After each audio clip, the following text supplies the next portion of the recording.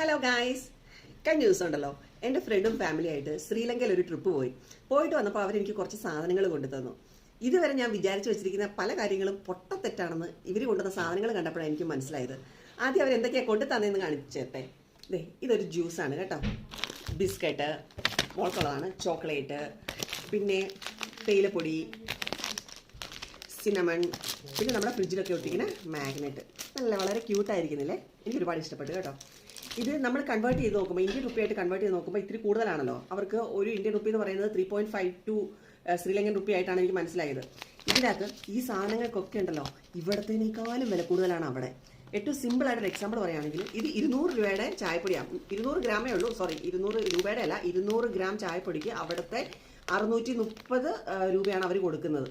ആ സെയിം സാധനം ഇന്ത്യയിലേക്ക് കൺവേർട്ട് ചെയ്ത് വരുമ്പോഴത്തേനും 178 രൂപയായി. 200 ഗ്രാം ചായപ്പൊടിക്ക് 178 രൂപയുണ്ടോ നമുക്ക്? ഇല്ലല്ലോ. എവിറ്റിയുടെ എന്നൊക്കെ എനിക്ക് തോന്നുന്നു 100, 110 അതിൽ കൂടുതലില്ലെന്ന് തോന്നുന്നു. അതേമാതിരി ഞാൻ ഇതിൻ്റെയൊക്കെ വില, ഈ ബിസ്ക്കറ്റിന് 250 രൂപയാണ് അവിടുത്തെ റേറ്റ്. ഇന്ത്യൻ റുപ്പിയായിട്ട് കൺവേർട്ട് ചെയ്യുമ്പം 71 രൂപയായിട്ട് വരും. പിന്നെ ഇതിൽ ഏറ്റവും വലിയ പ്രത്യേകത എന്താണെന്നറിയോ? എനിക്കാണെങ്കിൽ ഇഞ്ചി കൊണ്ടുള്ള ഒരു സാധനം കണ്ണെടുത്താൽ കാണരുത്. ഇഞ്ചി വിരോധി എന്നൊക്കെ പറഞ്ഞു കഴിഞ്ഞാൽ ഞാനാണെന്ന് എനിക്ക് തോന്നും. പിന്നെ നമുക്ക് വേറെ അസുഖങ്ങളൊന്നും വരരുതല്ലോ എന്ന് പേടിച്ചിട്ട് ഞാൻ ഇഞ്ചി ഉപയോഗിക്കാൻ പറ്റാത്തതുകൊണ്ട് ഇഞ്ചി അരച്ചാണ് ഞാൻ കറിക്കകത്തൊക്കെ ഇടുന്നത്. ചിലതിൻ്റെ അകത്ത് ഇടത്തുമില്ല.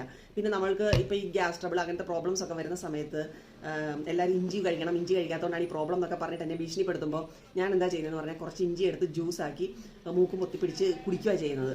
അത് അങ്ങനെ ഇഞ്ചി നീര് കുടിച്ചിട്ട് എനിക്ക് തലകറക്കം വരെ വന്നിട്ടുണ്ട്. എനിക്ക് എൻ്റെ ഫ്രണ്ട് എനിക്ക് കൊണ്ടു തന്നതാണ് ഇഞ്ചി ജ്യൂസ്.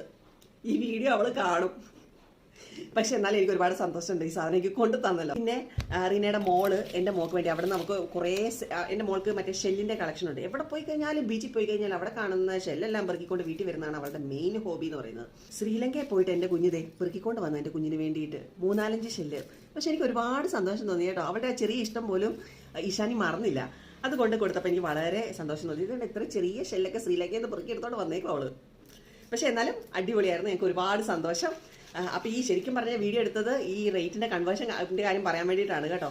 ഇത് ഞാൻ ഇത്രയും നാൾ വിചാരിച്ചിരിക്കുന്നുണ്ടല്ലോ ഇന്ത്യനേക്കാളും ചിലവ് കുറവായിരിക്കും ശ്രീലങ്കയിൽ നിന്നാണ്. അവളുമായിട്ട് ഡിസ്കസ് ചെയ്തപ്പോഴാണ് എനിക്ക് മനസ്സിലായത് ഇവിടത്തേനേക്കാളും ചിലവ് കൂടുതലാണ് അവിടെയെന്ന്. മറ്റൊരു വീഡിയോ ആയിട്ട് വീണ്ടും വരാം. ബൈ.